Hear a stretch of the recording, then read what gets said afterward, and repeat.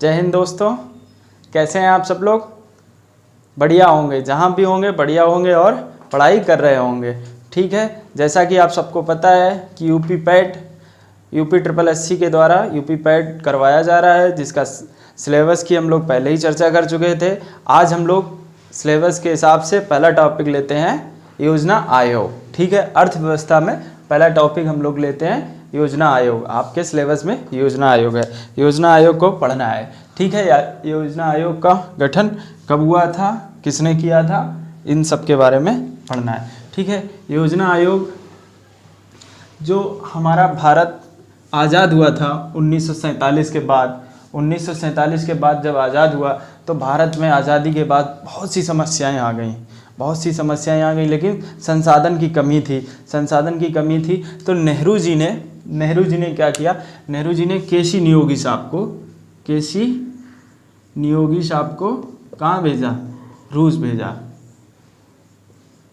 कहाँ गए ये रूस गए। रूस में वहाँ पहले से ही योजना आयोग बना हुआ था। इन्होंने उस योजना आयोग पे अध्ययन किया। फिर ये आए भारत आए तो इन्होंने नियोजन को अपने भारत में नियोजन को कहाँ रख दिया, संवर्ती सूची में रख दिया। ठीक है, संवर्ती सूची में रख दिया। इसके बाद केसी नियोगी ने भारत में भी योजना आयोग का गठन करने का एक सिफारिश की। पीएम जो हमारे उस टाइम थे नेहरू जी ने क्या किया, इसके गठन के लिए एक संकल्प, ना कि कोई संविधान में संशोधन किया या संविधान बनाने टाइम किया, इन्होंने एक संकल्प पत्र के हिसाब से योजना आयोग का गठन कर दिया। कैसा संकल्प पत्र के योजना आयोग का गठन किया। ठीक है, किस माध्यम से किया, एक संकल्प पत्र के माध्यम से। ठीक है, अब योजना आयोग का गठन हो गया। अब ये योजना आयोग करेगा क्या, ये योजना आयोग योजनाओं का क्रियान्वयन और उसमें कितना पैसा कितना आवंटित करना है, क्या करना है, और पंचवर्षीय योजनाओं का, इसके योजना आयोग पंचवर्षीय योजनाएं बनाएगा, उनका नियोजन करेगा। ठीक है, ये तो हो गई। फिर इसमें योजना आयोग में क्या हुआ, योजना आयोग के जो अध्यक्ष थे वो कौन होंगे, वो पीएम होंगे। ठीक, इनके उपाध्यक्ष बनाए गए। वो कौन बनाए गए, वो नंदा जी बनाए गए। योजना आयोग का जो गठन है वो कब हुआ था, वो 15 मार्च 1950 को हुआ था। ठीक है, किसने किया, नियोगी जी ने विचार रखा, इनके विचार के अनुसार हुआ। किसके माध्यम से हुआ, संकल्प पत्र के माध्यम से हुआ। ठीक है, इसके अध्यक्ष पीएम बनते हैं और इनके उपाध्यक्ष कौन बने, गुलजारी लाल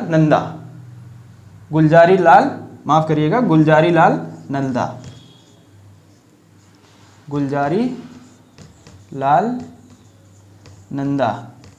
ठीक है, ये उपाध्यक्ष बने। ठीक, इसका काम क्या था, इसका काम था योजनाओं का क्रियान्वयन और पंचवर्षीय योजनाओं का नियोजन करना था। ठीक है, ये तो हो गई योजना आयोग की बात की। योजना आयोग की क्यों ज़रूरत पड़ी, क्योंकि आज़ादी के बाद समस्याएं अधिक थी, संसाधन कम थे, तो योजनाओं का क्रियान्वयन करने के लिए एक विचार के केसी नियोगी रूस गए। रूस में उन्होंने योजना आयोग, पहले ही रूस में योजना आयोग चालू था, वहाँ से प्रभावित होकर इन्होंने बताया कि भारत में नेहरू जी ने एक संकल्प पत्र के माध्यम से योजना आयोग का गठन किया, जिसके अध्यक्ष खुद पीएम बने, नेहरू जी बने, और उपाध्यक्ष गुलजारी लाल नंदा बने। ठीक है, इसकी स्थापना 15 मार्च 1950 को हुई थी। ठीक है, ये तो हो गई हमारी इसकी बात। अब हम लोग आगे देख लेते हैं। और कभी कभी आ जाता है कि ये संवैधानिक है या गैर संवैधानिक या वैधानिक है, इसमें भी बहुत कन्फ्यूजन होता है। आज हम लोग इस कन्फ्यूजन को दूर करते हैं कि क्या होता है, योजना आयोग एक वैधानिक है या गैर वैधानिक है या असंवैधानिक है। ठीक है, इसके बारे में भी एक होता है संवैधानिक, एक क्या होता है, संवैधानिक,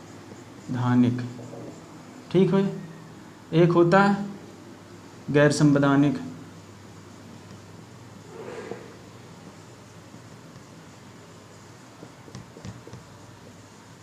ठीक है, एक होता है संवैधानिक, एक होता है गैर संवैधानिक, और एक होता है वैधानिक, और एक होता है असंवैधानिक। एक होता है वैधानिक और एक होता है असंवैधानिक। ठीक है, इनके चारों के बारे में बात कर लेते हैं। ठीक, संवैधानिक क्या होता है? संवैधानिक होता है जो संविधान में, जब संविधान बना होता है तब होता है। संविधान में जब संविधान निर्माण, इसको ऐसे लिख लेते हैं, संविधान में अंकित हो, ये हो गए हमारे क्या, संवैधानिक। ठीक है, फिर वैधानिक देख लेते हैं, फिर असंवैधानिक देख लेते हैं और फिर गैर संवैधानिक देख लेते हैं। वैधानिक क्या होते हैं? जिसमें संशोधन करके, संशोधन करके ऐड किया गया हो,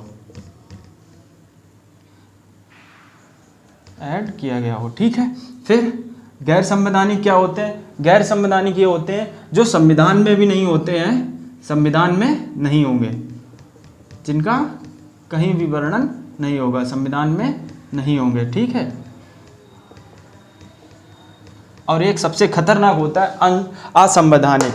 असंवैधानिक क्या होता है? जो संविधान में मना किए गए हों, जो संविधान में मना किए गए हों, जैसे, ठीक है, तो जो योजना आयोग है वो कैसी संस्था है? वो कैसी संस्था है? क्या संविधान में अंकित थी? नहीं थी। संविधान में नहीं है। संविधान में है क्या? नहीं है। ठीक है, संविधान में नहीं होनी चाहिए। ठीक है, फिर वैधानिक है, क्या संशोधन करके ऐड किया गया? क्या? जो संविधान में मना किया गया। तो योजना आयोग कैसी संस्था हो गई? गैर संवैधानिक संस्था हो गई। ठीक है, अब हम लोग देख लेते हैं कि इनको एग्जाम्पल के हिसाब से, जैसे संवैधानिक, जो संविधान में अंकित हो, संविधान निर्माण हुआ, उसमें लिख दिया गया कि ये चीज़ होनी चाहिए, तो वो संवैधानिक हो गई। ठीक, फिर वैधानिक, जो संशोधन करके, जैसे एक्ट करके संशोधन कर दिया जाता है, उसको संविधान में वर्णित कर दिया जाता है, वो हो गया वैधानिक। ठीक है, फिर गैर संवैधानिक, जिसमें संविधान में ना तो मना किया जाता है ना ही हाँ किया जाता है, वो संविधान में होगा ही नहीं, संविधान में कोई वर्णन नहीं होगा, संविधान में वर्णन नहीं होगा। ठीक है, इसको और सही से समझ लेते हैं, वर्णन ही नहीं होगा। ठीक है, इस बारे में संविधान में कोई वर्णन नहीं होगा। और एक होता है जो संविधान में मना किए गए हों, जैसे हम लोग अपने घर में किसी दोस्त को ले आते हैं, तो वो किस में आ जाता है? वो वैधानिक में आ जाता है कि गैर संवैधानिक में आ जाती है? गैर संवैधानिक में। ना तो घर में मना किया जाता है कि हाँ तुम दोस्तों को लेके आओ, ना मना किया जाता है, लेकिन किसी हम आतंकवादी को ले आएँ, किसी आतंकवादी को घर में ले आएँ, तो वो कहाँ पड़ जाएगा? असंवैधानिक में। ठीक है, गैर संवैधानिक और असंवैधानिक, संवैधानिक और वैधानिक में हम लोग अंतर समझ चुके होंगे। अब हम लोग आगे बात करते हैं योजना आयोग में। ठीक है, इसको मिटा देते हैं, फिर योजना आयोग में आगे बात कर लेते हैं। आप लोगों को समझ में आ गया होगा।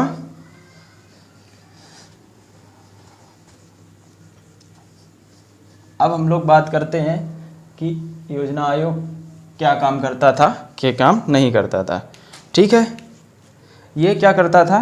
ये सीमित संसाधनों का क्या करता था?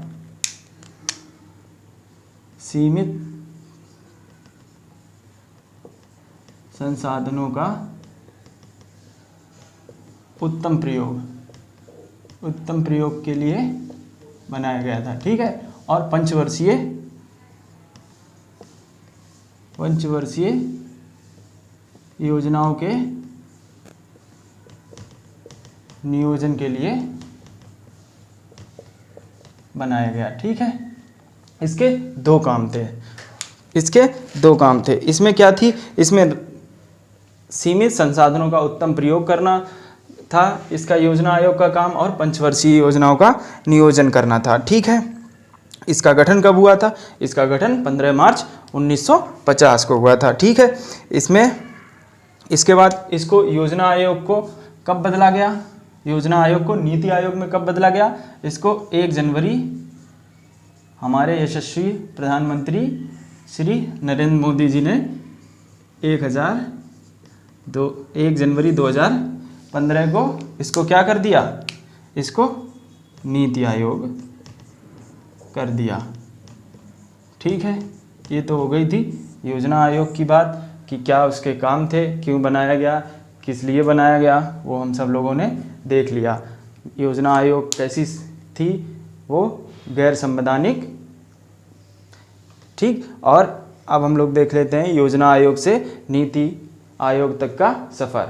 ठीक है, अब हम लोग देख लेते हैं कि योजना आयोग का समापन क्यों किया गया, उसके कारण क्या थे। 1 जनवरी 2015 को हमारे यशस्वी प्रधानमंत्री श्री नरेंद्र मोदी जी ने इसको योजना आयोग को नीति आयोग में बदल दिया। नीति आयोग में बदला तो क्या कारण थे, क्यों बदला। ठीक है, इसका योजना आयोग के समापन के कारण थे। इसमें राज्यों का प्रतिनिधित्व नहीं था, इसमें केवल केंद्र जो चाहता था वही होता था, इसमें राज्यों की कोई भूमिका नहीं थी, और केंद्र तय करती थी कि राज्य में क्या होगा, मतलब केंद्र ही तय करती थी कि उस राज्य में ये काम होगा। इससे क्या हुआ, इससे ये हुआ कि हमारे जो भी राज्य हैं जिसकी केंद्र से मिली जुली सरकार नहीं होती थी, उनको पैसों का आवंटन में भेदभाव सहना पड़ता था। लेकिन अब क्या हुआ, अब राज्य बताते हैं, नीति आयोग में क्या एक थिंक टैंक है जो बताता है कि उस राज्य में इतना पैसा आवंटन के लिए चाहिए। तो ये कारण थे, केंद्र तय करती थी, योजना आयोग में केंद्र तय करती थी कि किस राज्य में क्या होगा क्या नहीं होगा। ठीक, जो वर्तमान आवश्यकता के अनुरूप नहीं था, आवश्यकता के अनुरूप नहीं था। नीति आयोग एक थिंक टैंक के रूप में कार्य करती है, जो योजना आयोग ऐसा नहीं करती थी। योजना आयोग योजनाओं का आवंटन करती थी, योजना आयोग खुद एक प्रमुख थी। अब क्या होता है, अब नीति आयोग केवल एक थिंक तैयार करके देती है, एक सलाह देती है कि ये काम से ये काम होना चाहिए, पर योजना आयोग क्या करता था, योजना आयोग खुद प्रतिनिधित्व करता था, जो ऐसा नहीं होना चाहिए वर्तमान आवश्यकताओं के अनुरूप। अब हम लोग देख लेते हैं नीति आयोग के बारे में। ठीक है, इसको मिटा देते हैं। अब हम लोग नीति आयोग के बारे में देख लेते हैं कि नीति आयोग का क्या क्या भाग हैं और कैसे काम करता है नीति आयोग। ठीक है, नीति आयोग 1 जनवरी 2015 को इसका क्या हो गया, गठन हो गया। ठीक है, ये एक थिंक टैंक के रूप में काम करती है, थिंक टैंक के रूप में कार्य करती है। ठीक है, थिंक टैंक के रूप में कार्य करती है। इनके अध्यक्ष कौन होते हैं, इनके अध्यक्ष स्वयं प्रधानमंत्री होते हैं वर्तमान। ठीक है, उपाध्यक्ष कौन होते हैं, उपाध्यक्ष पीएम द्वारा नामित व्यक्ति होता है, नामित व्यक्ति होता है। ठीक है, इसके बाद इसमें क्या होता है, अध्यक्ष होता है जो स्वयं पीएम होता है, इसके बाद उपाध्यक्ष होता है जो पीएम द्वारा नामित होता है। इसमें संचालन परिषद होता है, संचालन परिषद होता है। ठीक है, संचालन परिषद में क्या कौन कौन होता है, संचालन परिषद में सभी राज्यों के मुख्यमंत्री होते हैं, सभी राज्यों के मुख्यमंत्री, और क्या होता है, और जो हमारे केंद्र शासित प्रदेश हैं जिनको हम यूटी बोलते हैं, यूटी केंद्र शासित प्रदेश के क्या होते हैं, उपराज्यपाल होते हैं,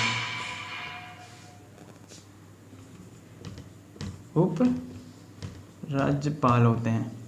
ठीक है, एक इसका क्षेत्रीय परिषद होता है, उसकी आगे बात करते हैं। ये एक सहकारी संघवाद पर, इसको हाईलाइट करके लिख देते हैं क्योंकि ये बार बार पूछा जाता है। सहकारी संघवाद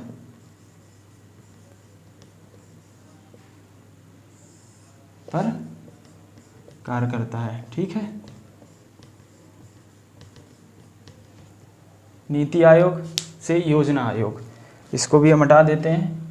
योजना आयोग से क्या हो गया, नीति आयोग हो गया।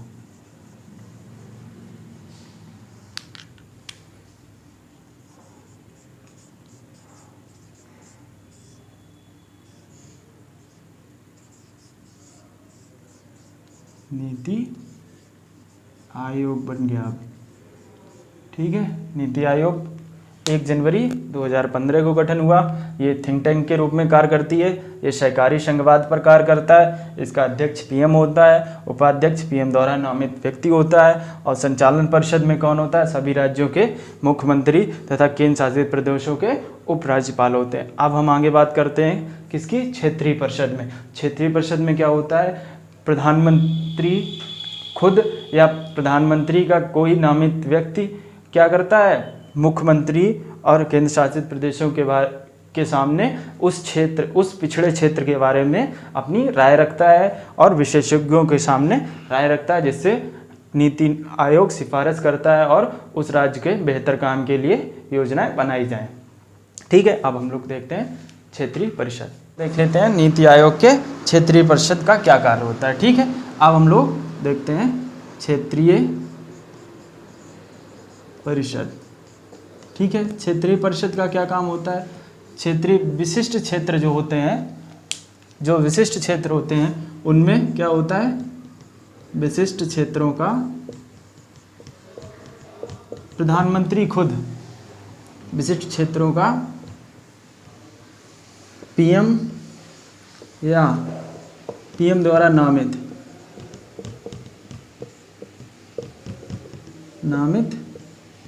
कोई व्यक्ति क्या करता है, कोई व्यक्ति पीएम तथा पीएम द्वारा नामित कोई व्यक्ति संचालन समिति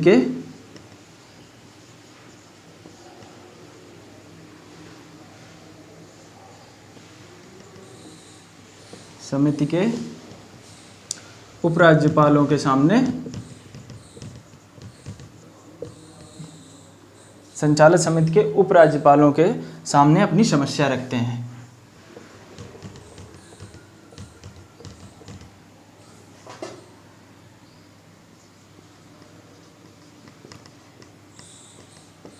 ठीक है, ये तो हो गया क्षेत्रीय परिषद का काम। ठीक है, इसमें क्या होता है, विशिष्ट क्षेत्रों का पीएम खुद या पीएम द्वारा नामित कोई व्यक्ति संचालन समिति के उपराज्यपालों के सामने अपनी समस्या रखते हैं। ठीक है, अब हम लोग देख लेते हैं इसमें और क्या होते हैं। इसमें पदेन जो सदस्य होते हैं वो कौन कौन से होते हैं, कहाँ कहाँ से नामित किए जाते हैं, उनके बारे में भी देख लेते हैं हम लोग। पदेन सदस्यता,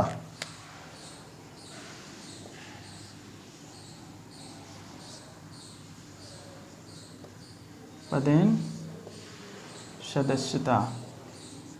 ठीक है, जो उच्च संस्थान है, जैसे उच्च संस्थान या अग्रणी संस्थान, उच्च संस्थान जो हमारे भारत में बहुत उच्च हैं या अग्रणी हैं, जैसे हमारा DRDO हो गया या इसरो हो गया, ये अग्रणी संस्थान है। इनके उच्च संस्थान या अग्रणी संस्थान के कितने, अग्रणी संस्थान के बारी बारी 2 सदस्य इसमें हो सकते हैं। ठीक, कितने, उच्च संस्थान या अग्रणी संस्थान के बारी 2 सदस्य हो सकते हैं। इसके बाद क्या होता है, इसके पदेन सदस्य में क्या होता है, इसके पदेन सदस्य में जो प्रधानमंत्री द्वारा कैबिनेट मंत्री, योजना आयोग में क्या था, उसमें योजना आयोग में पूरी कैबिनेट होती थी, इसमें क्या होता है, कैबिनेट मंत्रियों में अधिकतम कितने, 4 मंत्री हो सकते हैं, अधिकतम 4 मंत्री हो सकते हैं। ठीक है, ये तो हो गए इसके पदेन सदस्य में। मतलब क्या हो गया, उच्च संस्थान जैसे डीआरडीओ हो गया, हम यहाँ लिख देते हैं डीआरडीओ के हो गए या इसरो के हो गए। ठीक है, इनके उच्च संस्थान और भी संस्थान हैं अग्रणी, उनके बारी बारी कभी डीआरडीओ के 2 सदस्य ले लिए गए, कभी इसरो के 2 सदस्य ले लिए गए। ठीक है, बारी बारी 2 सदस्य होंगे और पीएम द्वारा कैबिनेट मंत्री जिनकी संख्या कितनी होगी, कैबिनेट मंत्री अधिकतम कितनी होंगे, 4 सदस्य मंत्री हो सकते हैं। ठीक है, इसके बाद इनका सीईओ होता है, मुख्य कार्यकारी अधिकारी, उसके बारे में भी बात कर लेते हैं। मुख्य कार्यकारी अधिकारी की कौन नामित करता है, मुख्य प्रधानमंत्री खुद करते हैं और एक निश्चित कार्यकाल के लिए नामित करते हैं। ठीक है, इसमें ये होता है मंत्री होते हैं, जैसे जिस प्रधानमंत्री होगा वो अपने 4 अधिकतम मंत्री इसमें सदस्य के रूप में ले सकता है, या बारी बारी डीआरडीओ या इसरो में से किसी एक संस्थान के 2 सदस्य ले सकता है। लेकिन कार्यकारी अधिकारी जो होता है, मुख्य सीईओ होता है, वो एक निश्चित कार्यकाल के लिए ही नामित होता है। ठीक है, उसके बारे में भी देख लेते हैं। मुख्य कार्यकारी अधिकारी, ठीक है, जिसको हम लोग क्या बोलते हैं, सीईओ। ठीक है, ये कब होता है, ये प्रधानमंत्री द्वारा एक निश्चित कार्यकाल के लिए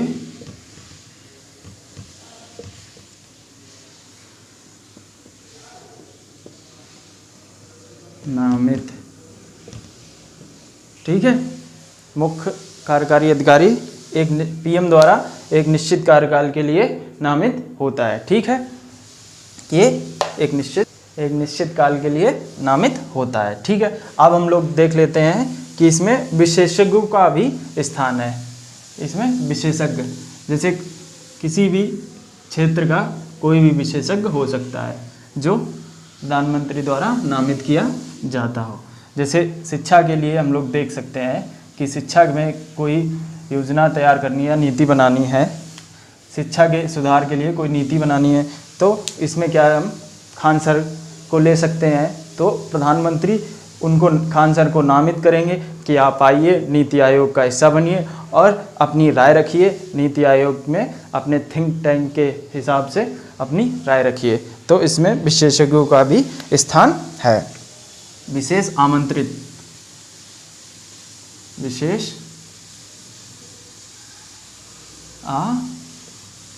आमंत्रित, ठीक है, विशेष आमंत्रित में विशेषज्ञों का स्थान।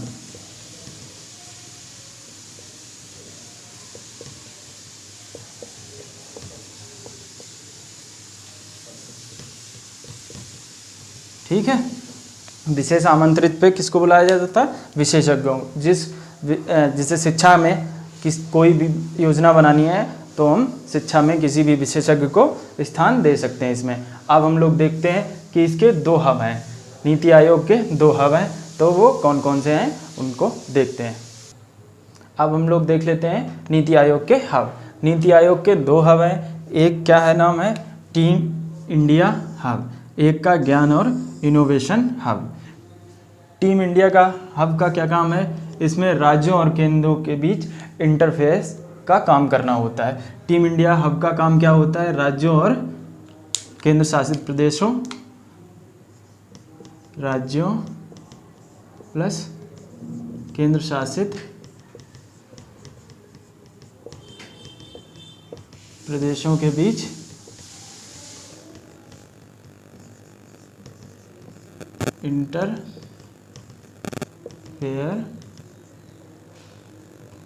इंटरफेस का काम करना।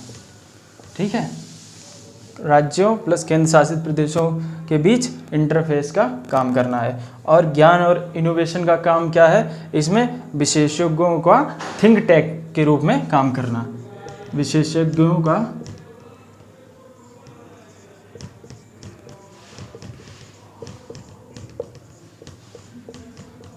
थिंक टैंक के रूप में कार्य करना। ठीक है, ये दोनों हब है, नीति आयोग के हब है। एक टीम इंडिया हब है और एक ज्ञान और इनोवेशन हब है। टीम इंडिया हब क्या करता है, राज्यों और केंद्र शासित प्रदेशों के राज्यपालों के बीच इंटरफेस का काम करती है। और ज्ञान और इनोवेशन हब क्या करता है, विशेषज्ञों का थिंक टैंक के रूप में कार्य करना होता। ठीक है, अब हम लोग देख लेते हैं योजना आयोग बनाम नीति आयोग। ठीक है, योजना आयोग बनाम नीति आयोग देख लेते हैं कि योजना आयोग में क्या अंतर और नीति आयोग में क्या अंतर है। एक तरफ योजना आयोग और एक तरफ नीति आयोग। इसकी प्रकृति कैसी है, इसकी योजना आयोग की थी राज्य की सेवा, इसकी क्या है, बाजार की सेवा। मतलब बाजार में क्या चाहिए या राज्य को क्या चाहिए, बाजार के उत्थान के लिए क्या चाहिए, इसका नीति आयोग का दायित्व प्रकृति है। अब नियोजन कैसा होता था, इसका ऊपर से नीचे की ओर, इसका ऊपर से नीचे केंद्र तय करता था कि राज्य के लिए क्या होना चाहिए क्या नहीं होना चाहिए। अब नीति आयोग क्या करता है, नीचे से ऊपर की ओर राज्य बताते हैं केंद्र को कि हाँ हमको ये चाहिए ये नहीं चाहिए। ठीक है, इसकी नियोजन की नीतियाँ नीति आयोग की नीचे से ऊपर की ओर। अब सहकारी संघवाद, राज्यों का प्रतिनिधित्व था ही नहीं, योजना आयोग में राज्यों का प्रतिनिधित्व नहीं था। नीति आयोग में क्या है, केंद्र व राज्यों दोनों का प्रतिनिधित्व है। इसमें संचालन समिति बनी है जिसमें केंद्र और राज्यों के संचालन का प्रतिनिधित्व होता है। ठीक है, इसके बाद क्षेत्रीय मुद्दा में क्या है, कोई भी परिषद नहीं था। योजना आयोग में कोई परिषद नहीं था और नीति आयोग में एक क्षेत्रीय परिषद का प्रावधान है। ठीक है, एक क्षेत्रीय परिषद का प्रावधान है। फिर इसके बाद वित्त आवंटन का कार्य खुद योजना आयोग करता था। योजना आयोग खुद वित्त आवंटन का कार्य करता था, खुद वित्त आयोग का कार्य करता था। लेकिन नीति आयोग क्या करता है, केवल सलाहकारी भूमिका निभाता है, केवल सलाह देता है कि हाँ उस राज्य के लिए जल पे या भूमि पे या कृषि पे इतना पैसा देना चाहिए। ठीक है, ये भूमिका कौन निभाता है, ये सलाह की भूमिका नीति आयोग निभाता है। इसके बाद विशेषज्ञों का स्थान योजना आयोग में बहुत कम था, अल्प मात्रा में, लेकिन इसमें विशेषज्ञों का स्थान यथापूर्व है। ठीक है, ये तो हो गया योजना आयोग बनाम नीति आयोग। तो इससे क्या लगता है, इससे लगता है कि नीति आयोग अधिक उपयोगी है, नीति आयोग अधिक उपयोगी और समावेशी है। ठीक है, इसलिए नीति आयोग हमारा ज़्यादा अच्छे से कार्य करता है। ये तो हो गया योजना आयोग से नीति आयोग तक का सफ़र।